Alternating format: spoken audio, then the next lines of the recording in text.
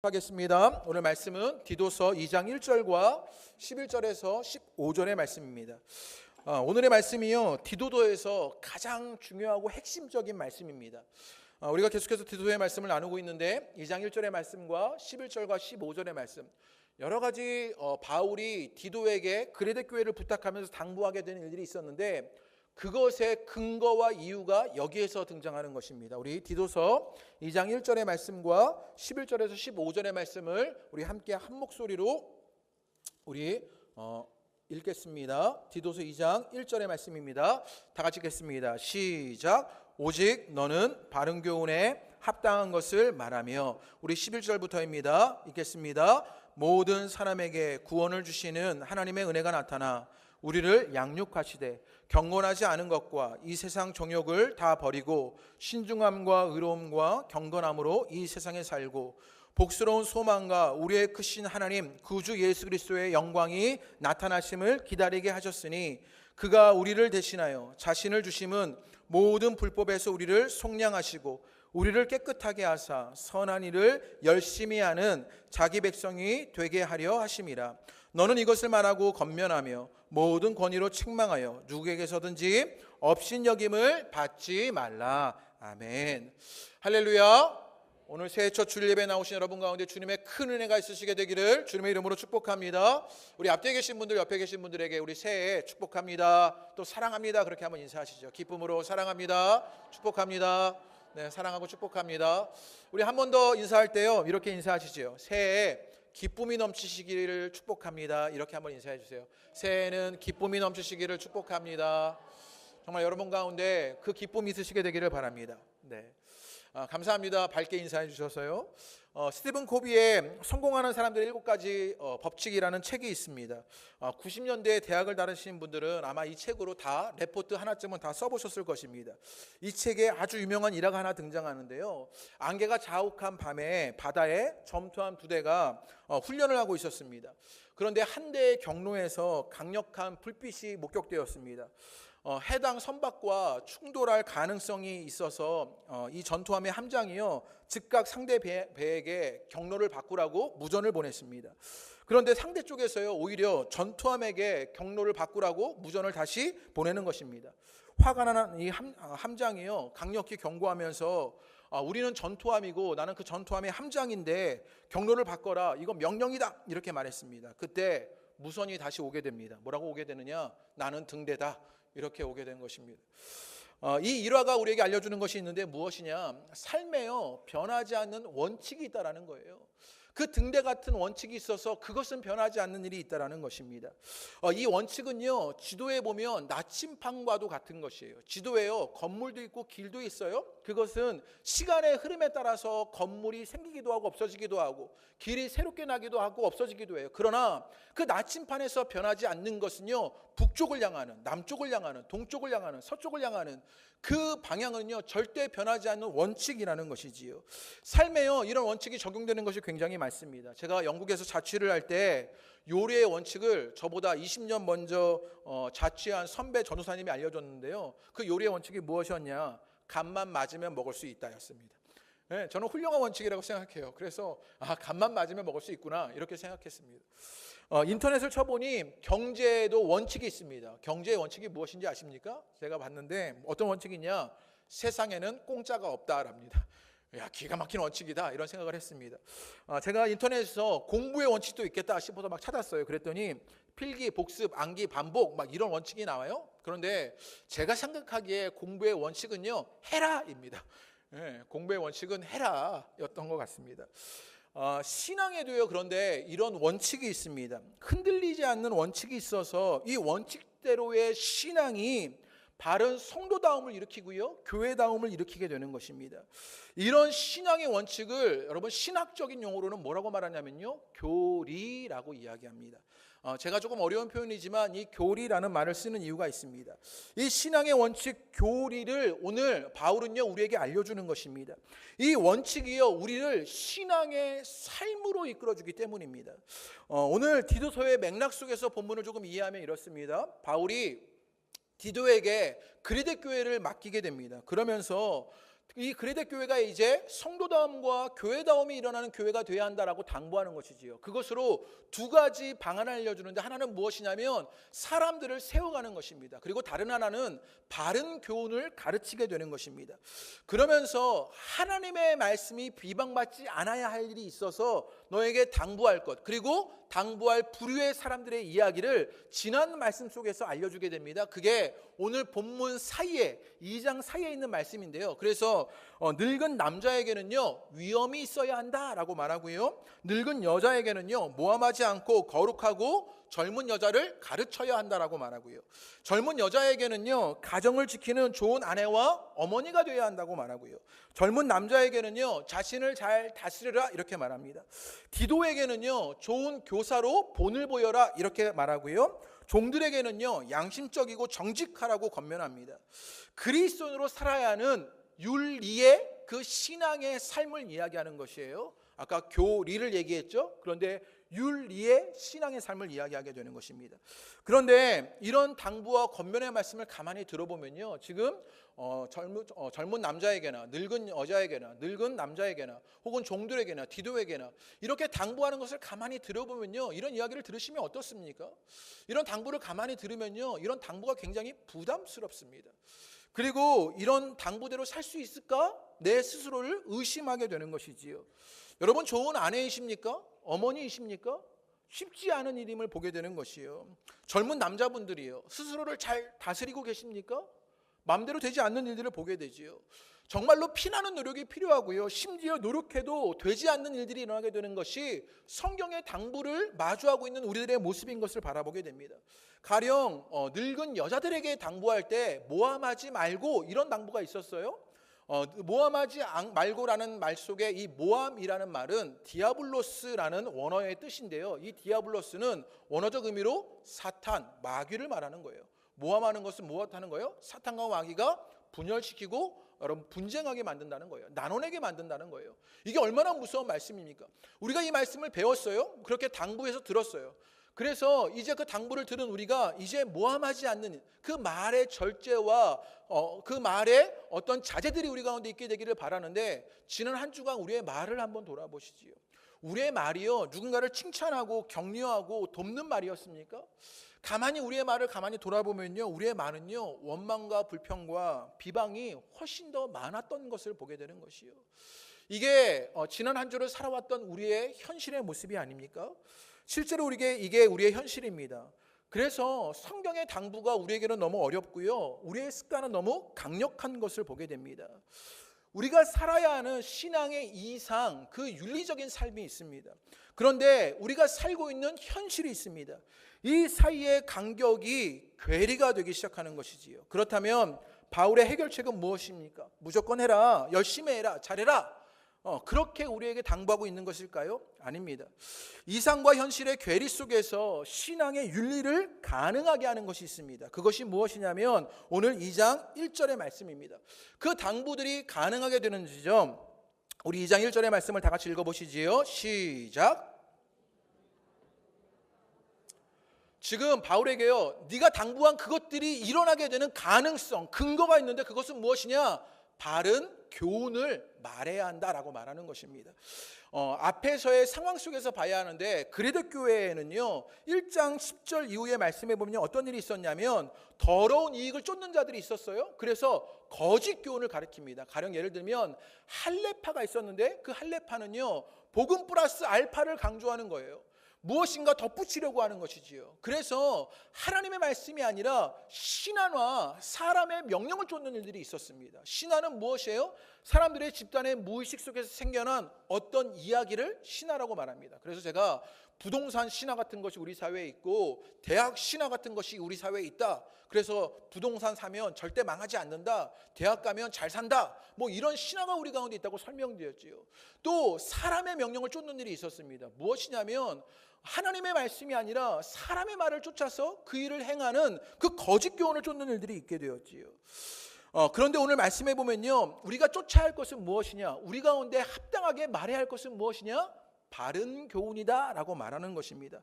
여러분, 오늘 성경에 보면요 바른에 각주가 붙어 있죠. 일 써 있고 각주가 붙어 있어요. 바른에 어떤 뜻이 있지요? 건전하게의 뜻이 있습니다. 그러니까 바른 교훈이라는 것은요, 건전한 교훈 또는요, 건강한 교훈을 말하는 것입니다.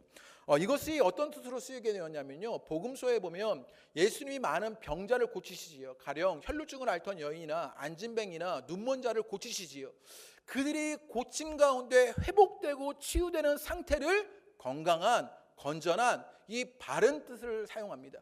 결국 예수 그리스도로 말미암아 회복된 그 상태의 말씀, 그것이 우리 가운데 나타나게 되었다라고 말하는 것입니다. 그때 무엇이 일어나게 되느냐? 성도다움과 교회다움이 일어나게 되는 것이에요. 오늘날 하나님의 말씀이 욕을 먹습니다. 교회는요, 세상을 부끄럽게 하는 것이 아니라 교회가 더 부끄러움을 당하게 됩니다. 하나님의 말씀은요, 빛을 잃어버린 일들이 있습니다. 왜냐? 우리 안에 이 바른 교훈, 건강한 말씀이 잃어버렸기 때문입니다. 김창욱이라는 우리가 알고 있는 유명한 강사가요, 말에 관한 강의를 하게 되는데, 제가 지난 수요성 예배에 여성들에게 권면했던 이야기를 제가 보여드렸는데, 오늘 예배는요, 남자들에게 권면한 이야기를 조금 보여드리려고 합니다. 우리 잠깐만 이 말에 관한 이야기가 무엇인지 이 영상을 우리 잠깐만 보시지요. 결국 우리가 이별을 결심할 때 무슨 차이라고 하죠? 성격 차이. 성격 차이가 뭐가 안 맞다는 거예요? 말이 안 된다는 거죠? 자, 여러분 결국 남편하고 대화 안 된다는 것은 일상의 감정이 순환이 안 된다는 거예요. 내가 내 감정을 말했을 때 안 받아준다는 거예요. 예를 들면 이런 거예요. 여보, 나 갱년기인가? 몸에 열이 나고 나 너무 그냥 애들이고 뭐고 다 싫어. 이때 남편이 이렇게 말해주면 여러분 마음 안에는 관계가 창조가 돼요. 얼굴 표정을 쓰면서 조금이라도 그냥 당신 너무 힘들어 보인다. 요즘에 얼굴이. 뭐 갱년기 때문에 그런 건가? 되게 힘들어 보이네? 이러면 지금 마음이 어때요? 마음에서 뭔가 창조가 돼요. 그런 게 소통이에요. 인간 세상. 간단한 거. 근데 여보 나 갱년기인가 너무 힘드네. 힘들면 살이 빠져야 되는 거 아니야?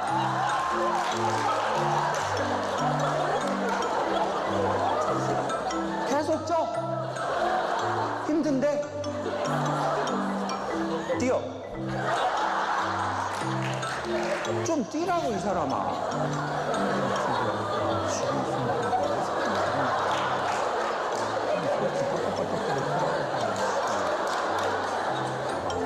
볼륨을 이렇게 크게 하시니까 여기 잘하는데?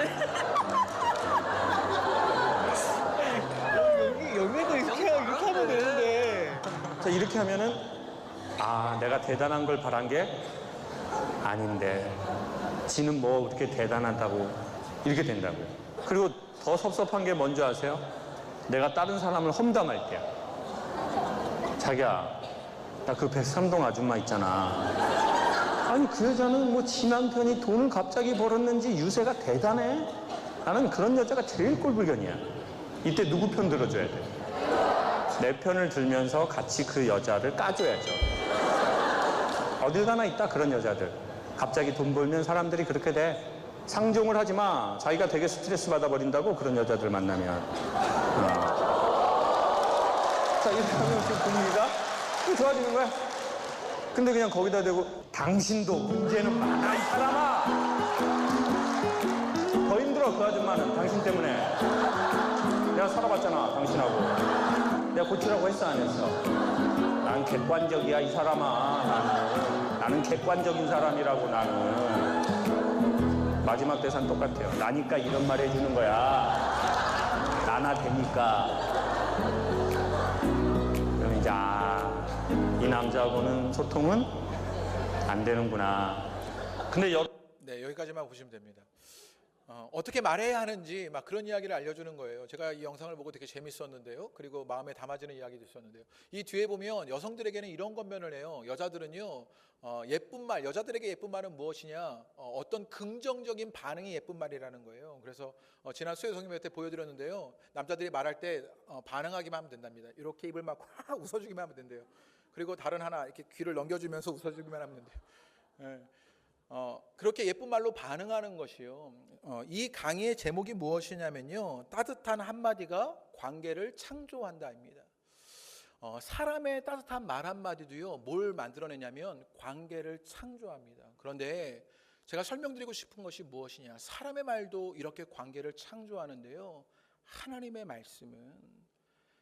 말씀은 얼마나 놀라운 일들을 우리 가운데 창조하겠습니까?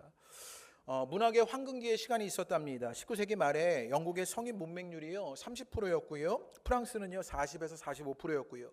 이탈리아는 70에서 75%였답니다. 러시아는요 90에서 95%였답니다. 여기서 문맹률이라고 말하는 것은요 책 제목을 읽을 정도가 문맹률. 그러니까 글을 아는 사람이요 책 제목만 읽어도 글을 아는 정도로 취급했는데 러시아는 90에서 95%의 사람들이요 문맹이 있었다는 것이지요. 그런데 그 19세기 말에요 러시아의 그 많은 문맹률 속에서도요 문학의 황금기가 왔답니다. 톨스토이가 있었고요, 토스토옙스키가 있었고요. 읽을 사람이 없다, 써도 읽을 글이 없다라고 말했지만 포기하지 않고 글을 쓰고 책이 나오게 되자 여러분 그 문학의 황금기를 맞게 되었답니다. 비시케스타인의 논리철학 근거라는 책은요 출판을 거절당하는 일도 있었고요. 쇼팽하우의 의지와 표상으로서의 책은요 초판이 700부 중에서요 300부가 반품되었답니다. 그 중에 한 권을요 우연히 니체가 사는 일이 있었고요. 그래서 그 니체가 거기에 영향을 받아서 짜르투스라는 이렇게 말했다라는 책을 쓰게 되었고요. 이 책은요 40부만 출판되었는데 그 중에 7부만 지인들에게 나가는 일이 있었답니다. 그래도요 이 철학자들의 사상이요, 이 철학자들의 생각이요 그런 문맹률의 시대에도요 문학의 황금기를 낳고요 세상에 지지 않았답니다. 철학자의 책이 고전이 되어서요 이렇게 세상에 지침이 되었는데 영원하신 하나님의 말씀은요 세월에 지지 않고 세상에 지지 않고 죄에 지지 않는다라는 것이요. 주님의 말씀이 우리 가운데 있을 때 우리가 성도다워지고 교회다워지는 일들을 보게 되는 것이요. 그 은혜의 역사가 저 여러분 가운데 있게 되기를 주님의 이름으로 축복합니다. 오늘날을요 문맹시대라고 말합니다. 교회 안에서요 문맹시대라고 말하는데 어떤 문맹의 시대냐? 성경의 문맹시대다 이렇게 이야기합니다. 우리 가운데 성경이 있지만 성경을 읽지 않고 성경을 보지 않아서 우리는요 성경의 문맹이 되어버리고 말한 것이지요. 우리 가운데 바른 교훈이 있어야 합니다. 건강한 하나님의 가르침이 있어야 합니다. 이 하나님의 말씀을 붙잡게 되는 여러분 되시기를 주님의 이름으로 축복합니다. 그게 주님이 우리에게 말씀하신 윤리적 삶을 가능하게 합니다. 그러면 그 하나님의 말씀에 담겨진 내용, 그 나타난 것이 무엇이냐를 봐야 하는데요. 오늘 우리가 읽었던 11절부터 14절의 말씀에요 중요한 단어가 한 가지가 나옵니다. 그게 나타나라는 단어예요. 그 말씀 속에서 우리가 발견하는 나타나는 것이 두 가지가 있습니다. 거기에 복음의 핵심적인 교리가 있는데요. 우리 11절 말씀 다 같이 한번 읽어보겠습니다. 다 같이 읽어보시지요. 시작. 하나님의 은혜가 나타나. 뭐라고 말하냐면 나타나는 것이 있어요. 우리가 하나님의 말씀으로 말미암아 우리 가운데 나타나는 것이 있는데 그것은 무엇이냐? 구원을 주시는 하나님의 은혜라고 말하게 되는 것이에요. 예수님이 이 땅에 오셔서요 십자가 지심으로 우리 가운데 구원의 은혜가 있었습니다. 예수님이 이 땅에 초림하신 그 예수님의 임재로 말미암아 우리 가운데 구원의 은혜가 있게 된 것이에요. 하나님의 말씀 우리에게 알려주는 복음의 핵심 교리가 있는데 그것은 무엇이냐? 주님이 이 땅에 오셨고 그것으로 말미암아 우리가 구원의 은혜를 누리게 되었다는 것입니다. 이것은요 과거에 일어났던 사건입니다. 14절의 말씀에 보면 이것을 더욱더 확인해 주게 되는데 우리 14절 한번 읽어보겠습니다. 시작. 그가 우리를 대신하여 자신을 주심은 모든 불법에서 우리를 속량하시고 우리를 깨끗하게 하사. 여기까지만 읽어보지요. 우리가 그렇게 십자가로 말미암아 예수 오심으로 말미암아 부활로 말미암아 우리의 죄가 속량함을 얻게 되었고 깨끗함을 얻게 되었다라고 말합니다. 하나님의 말씀으로 나타나는 것, 그것이 무엇이냐? 하나님의 구원의 은혜가 있었다라고 말하는 것입니다. 13절에요 또 다시 나타나는 것이 한 가지가 있는데 우리 3절을 읽어보겠습니다. 시작. 복스러운 소망과 구주 예수 그리스도의 영광이 나타나심을 기다리게 하셨으니 라고 말합니다. 우리 가운데 이제 또 나타나는 것이 있는데 그것은 무엇이냐면요 복스러운 소망인데 그것이 무엇이냐? 하나님 구주 예수 그리스도의 영광이 나타나심을 기다리는 것이라고 말합니다. 여기에서요 하나님 구주 예수 그리스도의 영광이 나타나는데 그 나타나는 것을 뭐 하는 것이냐면 기다린다라는 표현을 써요. 아까 11절 말씀에서는 예수님이 이 땅에 오셔서 우리가 구원의 은혜가 있었어요. 그런데 우리가 또 기다리는 것 한 가지가 있다고 말하는 것이에요. 그게 뭐예요? 하나님의 영광의 나타남. 이건 무엇일까요? 생각을 하셔야 되는데요. 이건 무엇이냐면 예수님의 재림을 말하는 것입니다. 이 땅에 오신 예수님이요 다시 우리 가운데 오실 것이다. 그 미래의 상황을 이야기하는 것이에요. 성경을 보면 우리 가운데 나타나는 것이 두 가지가 있어요. 그게 복음의 핵심적인 원리인데 그것이 무엇이냐? 하나님이 우리를 위해서 이 땅에 오셔서 우리를 구원하신 은혜이고 그 하나님이 예수 그리스도가 다시 우리 가운데 오실 것이라는 그 미래적 사건, 재림의 이야기를 말하고 있는 것입니다. 여기에 나타난다의 말이 의미가 있는데요. 헬라어로 헤피파네이아라는 뜻인데요. 이것은 무엇이냐면 감추었던 것이 보이게 되었다라고 말하는 것입니다. 지금까지 보이지 않던 사물이나 사람이 보이게 나타나게 되었다라고 말하는 것이에요. 오늘 예배를 드리지만 우리가 예수님을 믿는다고 말하면서 예배를 드리고 우리가 주님 앞에 나왔지만요, 우리 중에는요 예수님이 오신 것이 보이지 않는 사람들도 있습니다. 어떤 사람들은요 예수님이 오실 것이요 믿겨지지 않는 사람들도 있어요.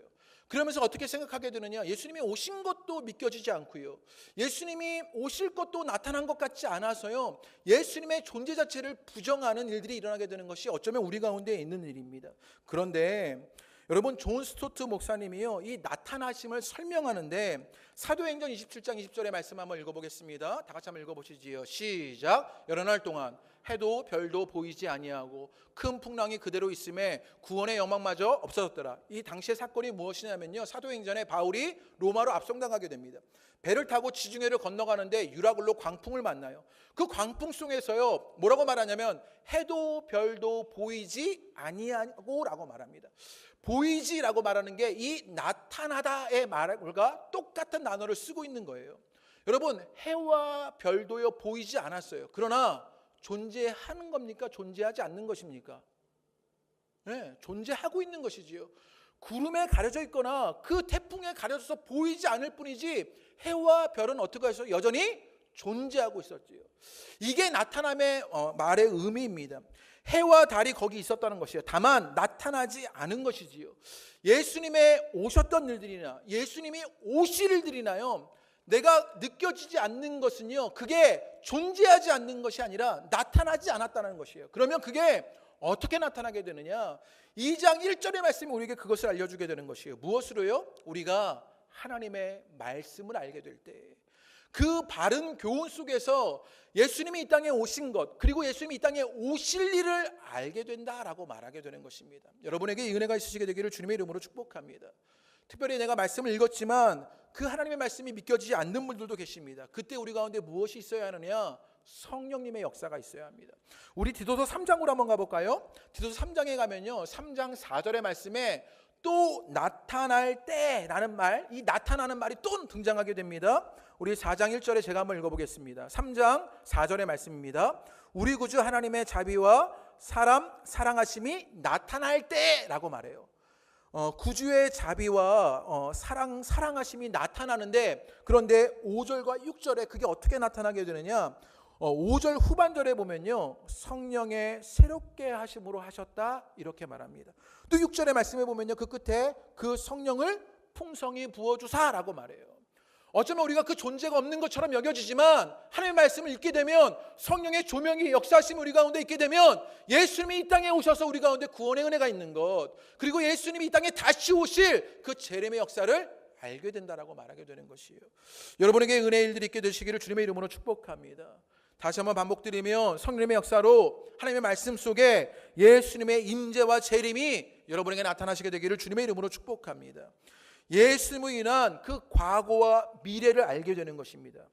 그러면 나타난 두 가지 가운데 첫 번째 그 신앙의 원칙, 하나님의 구원의 은혜가 무엇인지를 봐야 하는데, 하나님의 구원의 은혜, 예수님이 십자가 지시고요 부활하셔서 우리 가운데 구원의 은혜가 있었다는 것입니다. 그것이 무엇을 가능하게 하느냐? 신앙의 삶, 그 윤리를 가능하게 한다라는 거예요. 그것을 설명하는데요 우리 2장 12절의 말씀 한번 읽어보겠습니다. 2장 12절을 다 같이 읽어보시지요. 시작. 우리를 양육하시되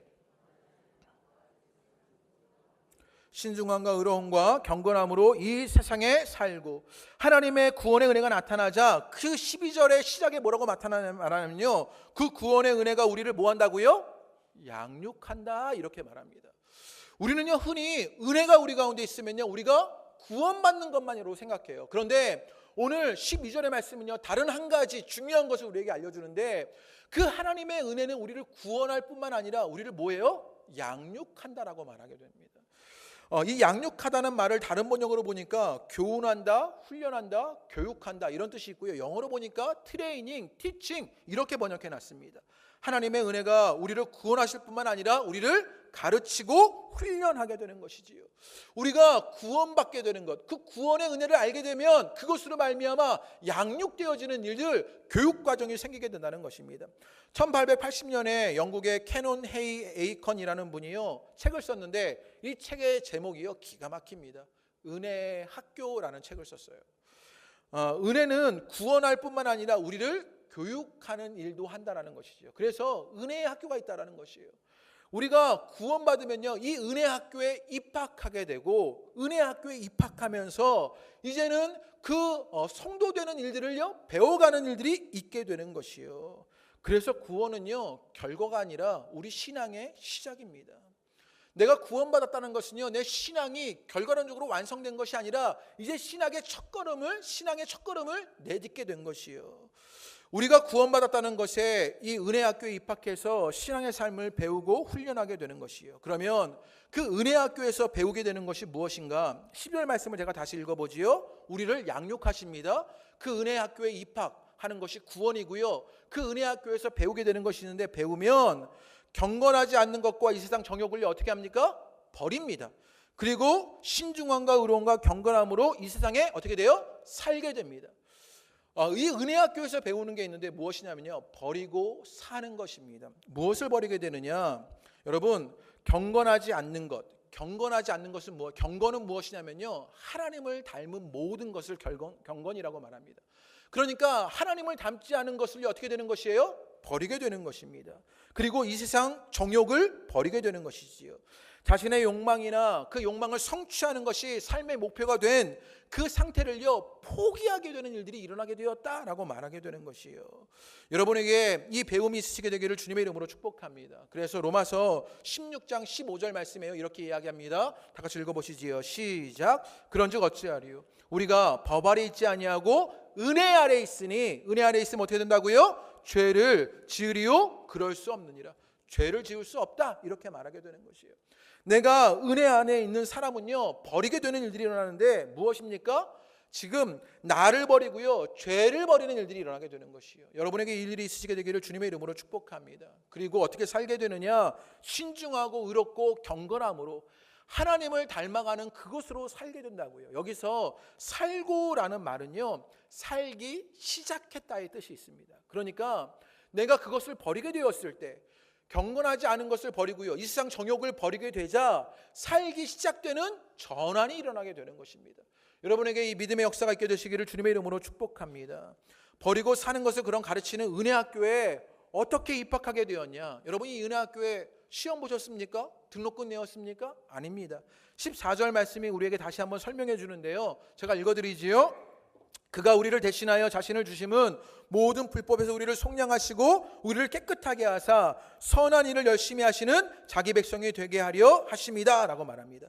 예수님이 어떻게 하셨냐면요 이 땅에 오신 구원의 은혜가 있었어요. 그래서 어떻게 하셨냐면 자신을 내어주셨습니다. 그래서요 불법에서 우리를 어떻게 하셨다고요? 속량하셨고 우리를 깨끗하게 하셨습니다. 우리를 속량하셨다는 말 속에서 우리가 어떤 상태였는지를 짐작하게 됩니다. 무엇이냐면 우리 가운데 해결해야 할 대가를 치료해야 할 뭐가 있었어요? 죄가 있었던 것입니다. 그 죄인이었던 우리입니다. 그런데 예수님이 죄인인 우리에게 자신을 내어주시고 우리의 죄를 속량하셔서 죽으셨습니다. 예수님에게 이 일이 가능했던 이 구원의 은혜가 가능했던 이유가 무엇이겠습니까? 우리를 사랑하셨기 때문입니다. 하나님은 사랑이시었고요 예수님은 그 사랑의 실천자이셨습니다. 십자가 부활로 그 사랑을 실천하신 예수님의 구원의 은혜가 있게 되자 우리는 은혜의 학교에 입학하게 되었고 그 사랑의 원리를 배워가게 된 것이에요. 여러분에게 이 사랑의 원리가 있으시게 되기를 주님의 이름으로 축복합니다. 죄인인 우리는요 그 하나님의 구원의 은혜로 신앙의 삶이 가능해진 것입니다. 그 사랑의 원리를 실천하며 살아가게 되는 것이에요. 그래서 오늘 말씀해 보면요 삶을 오늘 표에 보면요 삶을 가능하게 하는 힘이 있지 않습니까? 그것이 무엇이냐? 복음이다 라고 말하는 것이에요. 예수님이 우리를 구원하신 그 은혜, 그 십자가의 사랑, 자신을 내어주신 일, 그것이 우리를 살게 하는 것. 우리는 그것으로 살겠다라고 다짐하게 되는 것이에요. 그 사랑으로 자신을 주셨으니 우리도 어떻게 합니까? 사랑으로 우리를 이웃에게 내어드려야 하는 것이에요. 박대영 목사님의 이 디도서 책에 보면요, 이것을 이렇게 얘기합니다. 예수님이요 자신을 기빙하신 거예요. 그랬더니 예수님께서 우리를 forgiving 하셨고요, 그것으로 말미암아 우리는 주님께 thanksgiving, 감사와 감격을 갖게 되는 것이요. 우리도 이래야 한다는 것이에요. 우리를 이웃에게 giving, 주어야 합니다. 그리고 어떻게 합니까? 그들을 forgiving, 용서해야 합니다. 그리고 어떻게 합니까? 그것에 감사하고 감격하는 일들이 일어나는 것. 이것이 일어나는 것이 교회고, 이것이 일어나는 것이 하나님이고, 이런 선순환이 우리를 성도다움과 교회다움으로 일으키게 되는 것이요. 우리 가운데 이 일들이 일어나시게 되기를 주님의 이름으로 축복합니다. 구원의 은혜를 알고 사랑으로 살게 되는 것, 은혜의 학교에서 이 사랑을 배우고 살게 되는 여러분 되시기를 주님의 이름으로 축복합니다. 교회는요, 이 은혜의 학교이고요, 이 은혜의 원리가 사랑으로 작동하는 곳입니다. 우리 가운데 그 사랑의 원리가 일어나시게 되기를 주님의 이름으로 축복합니다. 역설적으로요, 우리 가운데 이 은혜의 원리가 없다는 것, 이 은혜의 작동들이, 이 사랑의 원리가 나타나지 않는 것은요, 우리가 그 구원의 은혜를 잃어버렸거나 모르고 있다는 사실입니다. 이제 여러분에게 그 구원의 은혜가 다시 한번 회복되시게 되기를 주님의 이름으로 축복합니다. 제가 여러 번 말씀드렸는데, 제가 전도사 시절에 교사들과 함께 사역을 하는데 한 분 교사 선생님이요, 너무 이렇게 마땅해 보이질 않는 거예요.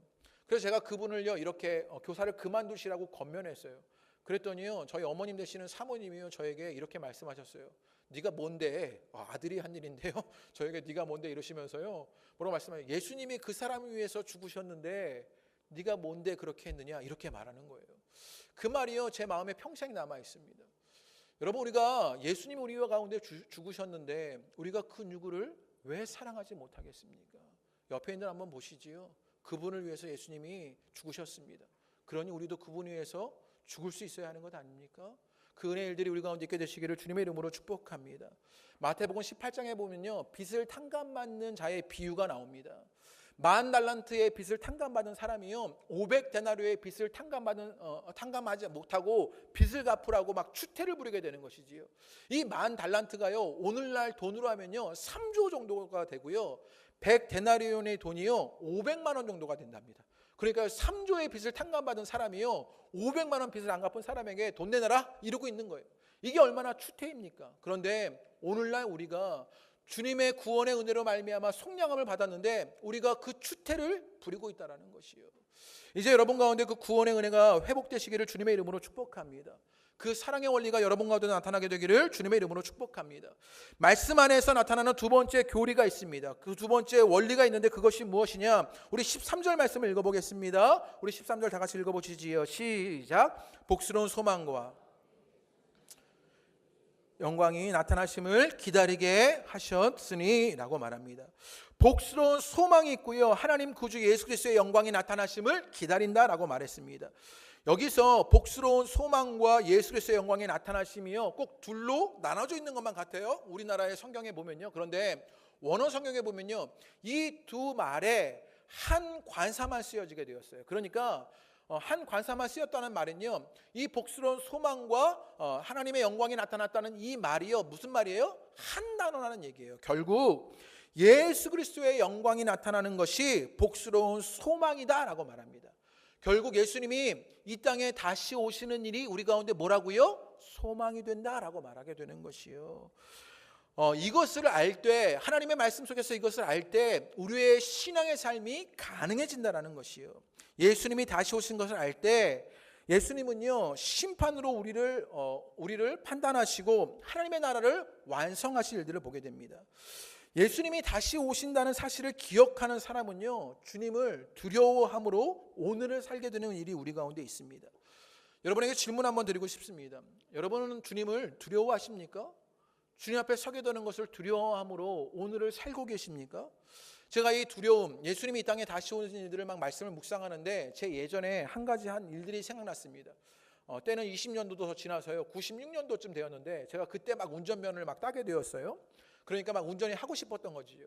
그때 교회 청년이요 집에 간다고 막 그러는데 그때 청년이요 능곡이 집이었거든요. 제가 그래서 집에 데려다 주겠다고 여자 청년이니까 또 데려다 주려고요. 일부 때는 아내가 있어서 말을 못했는데요. 그 여자 청년을 데려다 주려고요. 이렇게 이제 교회 차를 가지고요 데려다 주려고 했습니다. 그런데 능곡쯤 가니까 경찰들이 막 있는 거예요. 근데 어떤 문제가 있었냐면 제가 그때 딴 면허가요 2종 보통 면허였습니다. 제가 왜 2종을 땄냐면 이 신학생의 패기가 있어가지고 그때요 1종을 따면 택시를 몰거나 혹은 뭐 화물차를 몰 수 있으니까 나중에 목회하다가 힘들면 그런 거 타면 안 된다. 그래서요 그런 거 절대 하지 않겠다. 목회에 목숨을 바치겠다 이런 마음으로 2종 보통 면허만 땄지요. 그런데 운전은요 교회 차를 운전했는데 그건 12인승 운전하면 안 되는 차였던 거예요. 그런데 경찰이 딱 있는데 그때 옆에 앉았던 여자 청년이 호들갑을 떤 겁니다. 오빠 어떻게 막 이러면서요 막 난리가 난 거예요. 썬팅도 안 된 차에서 막 그 앞에서 옆에서 막 난리가 나니까 경찰이 딱 알지요 보고 그래서 딱 차를 세우는 거예요. 그래서 저보고 면허증을 달라고 수만 가지 생각이 머리를 막 스쳐 지나가는 겁니다. 거짓말을 해야 하나 면허증을 안 갔다 왔다고 해야 하나 아니면 솔직하게 말해야 하나. 그런데 딱 속으로 결정하기를요 솔직하게 말해야겠다 이런 생각이 들었습니다. 그래서 나는 이종 면허를 가지고 있었다. 그런데 이 친구가 교회에서 짧게 데려다 줘야 해서 내가 능곡까지 아주 짧게 운전했다. 이렇게 얘기하고요. 내가 이종 면허를 운전한 것은 무면허인 것이나 마찬가지인 걸 내가 잘 안다. 그럼에도 내가 했다. 그러니까 제가 딱 멘트를 알렸죠. 마지막 멘트로 무릎 꿇고 빌까요? 딱 이렇게 얘기했어요. 그랬더니요 이 경찰분이요 그냥 가라고. 제가 무릎 꿇고 빌까요? 이렇게 비굴하게 나와서 그랬는지 그분이 그냥 가라고요. 사실입니다. 실화로요. 제가 그래서 걸리지 않고 아무 문제가 없었습니다. 제가 무엇을 얘기하려고 하느냐면요. 경찰 앞에서도 우리는 두려워합니다. 운전하다가 경찰이 나타나면요. 내가 안전벨트 맸는지 내가 지금 차선은 잘 지키고 있는지 신호는 지키고 있는지 두려워하는 일이 있었어요. 그것을 점검하고 지켜가는 일들이 있어요. 그런데 여러분 오늘 주님 앞에 살아가는 여러분은 무엇을 두려워하십니까? 무엇 앞에 무릎 꿇고 계십니까? 물질 앞에 무릎 꿇고 계십니까? 힘 있는 사람 앞에 무릎 꿇고 계십니까? 아니면 세상 앞에 두려워 무릎 꿇고 계십니까? 오늘 말씀은요 우리가 신앙의 삶을 살게 하는 교리 원칙이 있다고 말합니다. 뭐라고 말해요? 예수님이 이 땅에 다시 오실 것이다. 그때 우리를 심판하실 일이 있을 것이다.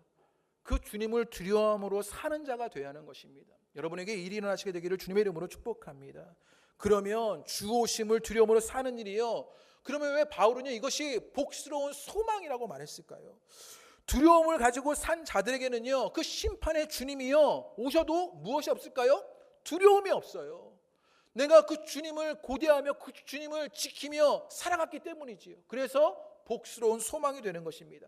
그런데 이 땅에요 두려움 없이 자기 마음대로 살아가는 자들이 있었습니다. 그들이 주님이 다시 오신 때 그때에는 어떻게 되겠습니까? 주님이 오신 그 일은 그들에게 절망이 되는 것이지요. 오늘 우리가 어찌 살아야 할지를 깨닫게 되기를 주님의 이름으로 축복합니다. 그 신앙의 삶이 여러분 가운데 있게 되는 것은 다시 오실 주님을 기억하는 것입니다. 말씀을 조금 정리해 보려고 합니다. PPT를 좀 넘겨주시지요. 여기입니다. 네. 예수님의 임재가 있다라고 말해요. 그것은 무엇이냐? 과거에 일어났던 일입니다. 그것으로 사랑이 일어나게 되는 것이에요. 그리고 예수님의 재림이 있습니다. 그것은 미래에 일어날 일이에요. 그것으로 우리는 경외, 두려움이 일어나는 것입니다. 그것으로 우리 가운데 일어나는 일이 무엇이냐? 신앙의 삶, 현재를 살아가게 된다는 것이에요. 여러분에게 일이 일어나시게 되기를 주님의 이름으로 축복합니다. 우리 가운데 현실의 괴리가 있고요. 믿음의 교리가 있습니다. 사랑과 경외하는 일이 있게 되지요. 그런데 이 사랑과 경외하는 일들이요 우리 신앙의 윤리를 만들어내게 되는 것이요. 여러분 가운데 이 일들이 있게 되시기를 주님의 이름으로 축복합니다. 그래서 제가 괴리, 교리, 윤리 이렇게 맞춰낸 것인데요. 조금 실패한 것 같아요. 그러나 여러분 기억 잘 되시라고 현실과 이상의 괴리가 있는데요. 믿음의 교리, 사랑과 경외함이 있습니다. 이것으로 신앙의 윤리가 이루어지게 되는 것이에요. 여러분 가운데 이 역사가 있으시게 되기를 주님의 이름으로 축복합니다. 말씀을 마치려고 합니다. 그럴 때 그 신앙의 교리, 복음의 원칙으로 말미암아 우리 가운데 일어나게 할 일이 있습니다. 우리 14절만 마지막으로 한 번만 더 읽어보고 마치겠습니다. 우리 14절 다 같이 읽겠습니다. 시작.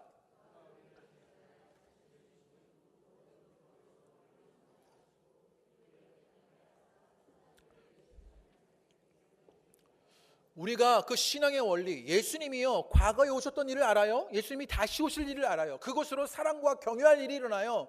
그것으로 말미암아 우리 가운데 일어나는 일이 있는데, 그것이 무엇이냐? 우리가 선한 일을 열심히 하는 자기 백성이 되게 하셨다라고 말하고 있는 것입니다. 그러면 선한 일이 무엇일까요? 여러분, 우리에게 옳은 일을 말씀하신 것이 아니에요. 선한 일을 말씀하신 것입니다. 신영복 선생님의 마지막 강의를 담은 책 담론이라는 책이 있습니다. 여기에 공부라는 것을 말해요. 공부를 이렇게 말합니다. 공부를 한자로 공부라고 씁니다.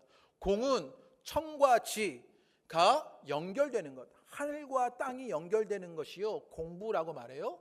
그리고 부는 천과 지를 연결하는 주체가 사람이라는 뜻이다라는, 그래서 공부란 하늘과 땅을 사람이 연결하는 것이 공부예요.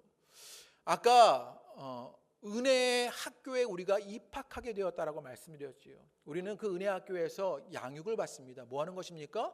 공부하는 것입니다. 에베소서 말씀에요, 이 신영보 선생님이 한 말씀과 똑같은 말이 있는데요. 우리 한번 읽어보겠습니다. 시작. 하늘에 있는 것이나 땅에 있는 것이나 다 그리스도 안에서 통일되게. 와, 신기하죠. 네, 이 신보 선생님이 아마 성경을 읽고 그 얘기를 한 것 같아요. 하늘에 있는 것이나 땅에 있는 것이 그리스도 안에서 다 통일되게 하는 것, 그것이 무엇이냐? 선한 일이다라고 말하는 것입니다. 하나님의 뜻과 하나님의 방식이 있습니다. 그 하늘의 역사가 있어요. 그런데 그것을 이 땅에 예수 그리스도가 실현했던 것처럼 우리도 그 예수 그리스도를 따라 실현하게 되는 것이 선한 일이라고 말하는 것, 그것에 열심을 내는 자기 백성이 되게 하셨다라고 말하는 것이요. 우리 호산나 공동체가 그런 공동체 되기를 주님의 이름으로 축복합니다. 오늘 예배 드리시는 여러분이 그런 성도 되시기를 주님의 이름으로 축복합니다. 하늘의 뜻과 방식이 이 땅에 실현시키는 그 사랑과 경외의 원리가 우리 가운데 있게 되는 것, 그 은혜의 역사가 저 여러분 가운데 있게 되시기를 주님의 이름으로 축복합니다. 우리 함께 찬양하시고 기도하시지요. 우리 예수 피를 힘입어 우리 함께 찬양하시면서 하나님의 구원의 은혜가 있었고 다시 오실 그 주님의 역사가 있는 것을 알게 됩니다. 그것으로 신앙의 삶을 살게 되는 것입니다. 우리 그것을 고백하며 함께 찬양하겠습니다. 주의 보좌로 나아갈 때에